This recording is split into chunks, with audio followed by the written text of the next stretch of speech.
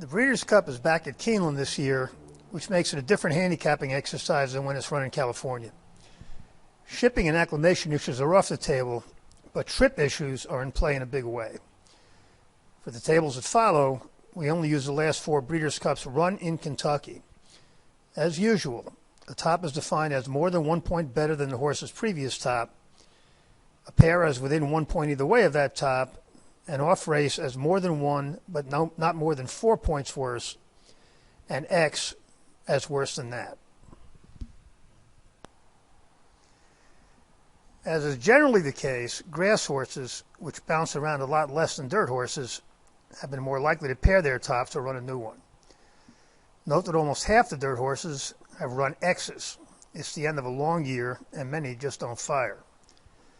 The group that runs the fewest X's are the Euros. Over half have either paired their top or run a new one. The issue that is specific to Keeneland is that the main track is a 1.16 miles around. That means that the mile races on both surfaces and the 1.16 miles race on dirt will have very short runs to the first turn, and in the dirt races at those distances, they will use the first finish line, which means closers have to start their moves going into the turn and come around. Post position and running style will be hugely important, and there will be 3 and 4 point ground loss differentials between horses that get an inside trip and those that get hung wide, which means early speed will be even more of an advantage than usual. All this presumes, of course, that inside is good. There have been Breeders' Cups, plural, where the rail was dead. As usual, it will be important to keep an eye on which barns are firing and which are not.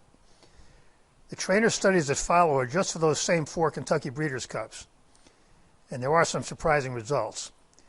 But there are also a few trainers who have recently been getting big figures out of horses, and some of them will be running back in these races. It remains to be seen if those horses will run back to those figures in a Breeders' Cup. Most of those trainers have multiple entries, so there will be information to process as we go through the 2 days.